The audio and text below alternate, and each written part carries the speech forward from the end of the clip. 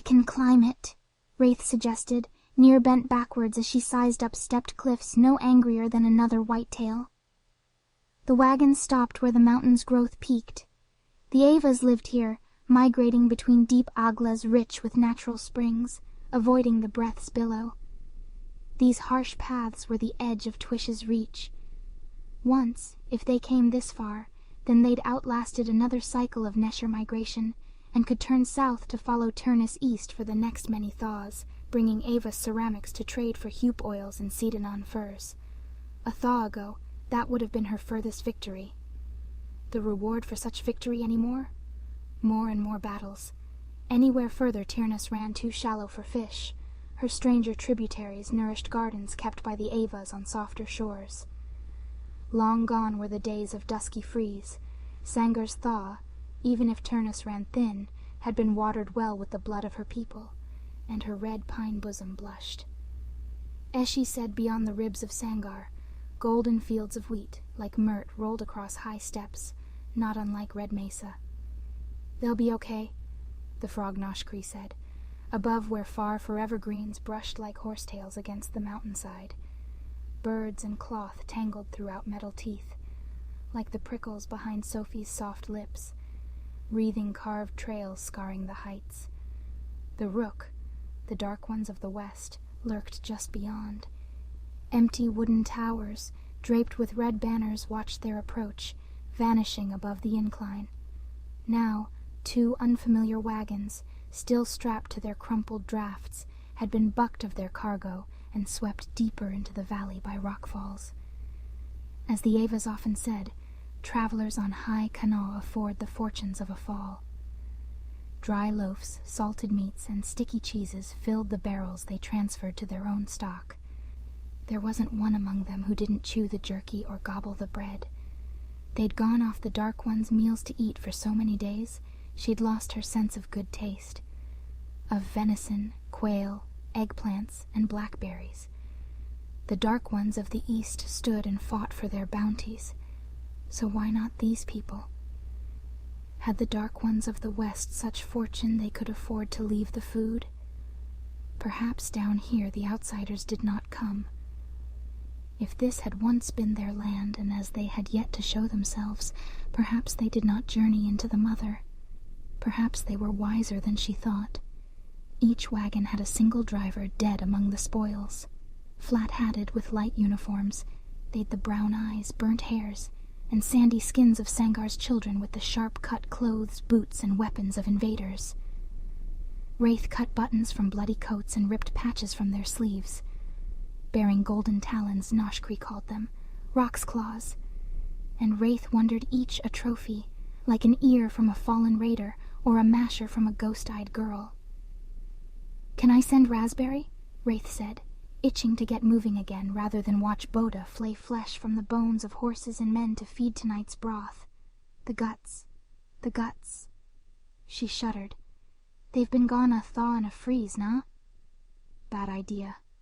Noshkri clicked in his throat. "Tha rook spooks easy. Be patient. The boss will find a way." "Don't worry, chums. It's tip-top, trust me," Schneider had said, the promise of mossy green rich in his eyes, until Eshi insisted on joining the journey. Reyth sensed Gregor didn't trust Schneider any more than she, so she took it to be the Eshi's wisdom that he tagged along to negotiate their passage west. If only Eshi used his weapon to force their way into sanctuary, the sick and hurt would already be in paradise. The Eshi had been different, on edge, since Sophie read aloud the ancient speech and spit fire. He'd cautioned against speaking the name aloud, warned Reyth against the mere wonder. A name with such power as to burn the mouth held no wick against the names that addled her heart. If Scylla's monster could be named, it could be called, and if called, drug into the light and slain, slaughtered and butchered like a Hupen hog in Evren's name. Reyth tossed unfamiliar rifles, neither Ventcock nor Heartland, into the wagons. The weapons may not match, but the bullets fit the Ventcocks just fine, so she dumped handfuls into her pouches in case her new Heartland ever failed. Dawdling on something like cackle root, Sophie slurped down another glass vial of what she called La de Danum Yum, yum. A spice so good it made her sing the name with a tongue unfit for the task, before spitting blood and puss. Her ever-willful uncle walked with the help of a rifle stock to regard a mangled machine, tilted to one side by the same given ground that threw the wagons. A massive construct, its shapes resembled the armored plates of the owl-eyed magisters who'd flashed from lightning upon the mesa. Overlapping scales adjoined like melted glass formed a boxy coffin for 3 more rook, who Noshkree peeled like crayfish from the iron shell. A horseless wagon? A long nose jutted from a flat face, which according to Noshkree was a vast barrel like a rifle's. The only true comparison she had was the spider-like hulk coated in watchers, captured in one of Sophie's lost photographs. She needn't a Magi's insight to know that its vast weight had been the cause of the avalanche, bringing the wagons with it down to the valley below. Maybe they weren't so wise as she had begun to worry. Click, clack, sang a castanet. O answered back, tip-top? Why did Eshi wait so long to say so? Fear? Reyth doubted any but a trained ear could pick out such discreet signals from the noise of Sangar. See? They're hippity-hoppity-tippity-toppity, Noshkree assured, peeling away a metal plate from the war wagon with horrendous claws. A formidable beast, he shaped Sangar with Scylla's ways. If the green-eyed devil wielded noisily, and Scylla subtly, Noshkree did so tediously. Molding Sangar like a jeweler strung circlets, he called the skies blue to claw and forced a newly exposed valve to burst. A foul golden spew followed hidden canals to form 9 serpents slithering. He snipped their heads, as if with shears, and filled lines of bottles waiting to be corked. A drip of catastrophe's fire, he hissed. Wicks cut from torn uniforms tied themselves around bottlenecks, emptied in the night of succulent honey. Though he arranged most into the empty crate where the bottles had been sourced, he offered one to Reyth. Keep this close.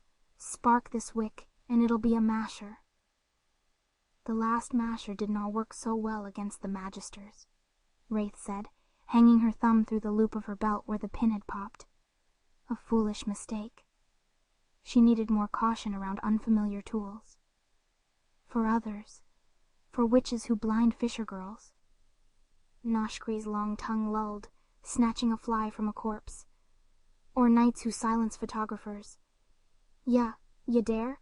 Nah, she scoffed, taking the brew anyway. Me weapons are for me enemies. You cannot say who you can trust tomorrow. It's good to be prepared against an enemy who may be versed in everything from fiend folios to occult philosophy. Simple chemistry always does the trick. You'll want to study it if you are to survive. Maybe it's for a freaky froggy. Reyth feigned to throw the bottle back. Never seen you bleed for Sangar. Sassy today, eh? Maybe it's for you? His laughter irked her, a rasp like a cough forced from the throat. Should the need arise, a pinch of mithrite dust will give it glow. Find yourself cornered, desperate, drink it and embark a one-way trip to Lambency. Claw furl-called flicked glass. Oh, and don't berreak it. Dusk fattened like a harvest hen for freeze. Sangar grew dull as she mustered the choir of her night spawn. Gregor and Schneider came together down the trail in uneasy silence. Despite his wounds, Gregor kept spry. No wonder Arik imitated him. The checkpoint's been wiped out, Schneider said, tossing Reyth her instrument. She clicked the castanet back in thanks. Dog bites and knot rock blossoms. Having dumped most supplies to make room for the incapable, Schneider insisted on keeping small gray birds locked away in cages. Until he needed them, as he did now, tying a paper slip ripped from Sophie's book bag to a talon and throwing it to the wind. Like a falcon, Raspberry snapped to, ruffling as if for the hunt. Chasing birds strengthened the muscles between her and the owl, tightened the legs around her neck, and gave the watcher instinct like her own to reach out and snatch a lazy fish. The thoughtless lurch of reflex left her dizzied. "The locals go on a killin' spree?" O asked, having made the most of peace. He smoked down herbaceous delights from a leafy log that stunk of masculine musk. "Nah. Boda growled, sipping at a canteen sticky with brandy. The Avas are peoples of peace, and they don't like dogs of war. Then the Dark Ones, Reyth said, tucking the bottle away among her newest trunk. Fairy Fasha. Boda bit the rings of her cut-up lips stained with dye, the dawn gleaming off her mithrite reflected in her orange fruits. The axe shivered cold, storied with cuts of erotic animals. I'll rip their heart out. Recent but not fresh. 2 days ahead of us. Ishi divined from long silence. It's too risky to wander across the border unguided and uninvited. We'll need to find others who'll take the injured in. Seems the bastards picked up a trick or two from our little Chichido here. Schneider caught Knuckle as he tugged Wraith's hair from over her dead view. He wheezed, rubbing a new bruise. It's a compliment. The knots were buried cleverly. Fellas fell right for it. She did suppose that was a clever trick, and smiled, thawing the first time this freeze. She figured it good fortune her enemies were killing each other. There is no path from Sangar. The work of the devil you let walk? Reyth accused, leaning against the tilted machine. Unlikely, Gregor said. We're not the only targets, and he's not the only operative. This'n's like the Mesa men, Boda said, thumbing grease from gaps in the armor. Fought Neshers made of wood, but monsters of metal? A different breed. This thing, Gregor kept his distance of the machine and Reyth, is after my time. Despite his troubles, he always considered her pain. She didn't mind the aches of sight. It felt right to see again from her own eyes when she could. But that left her yearning. More than just lingering tenderness afterwards kept her awake at night. Return to the Watcher's vantage bothered phantoms in her skull. Sleeping without the necklace was out of the question. The enemy could appear in an instant. So she'll learn to sleep with lidless gems. This is an armored vehicle, while the Mesa men, they were militant magisters from Sevnante's naval intelligence, juiced-up crackpots, loons for hitting the softest targets, securing loot, and a hammer to smash any of their rogue witches. The magister would in this case be a purely support role, the primary torturer-interrogator. They and others of their organization wage the secret war. Aye, plumb from the Brain Geyser's prison in Reims.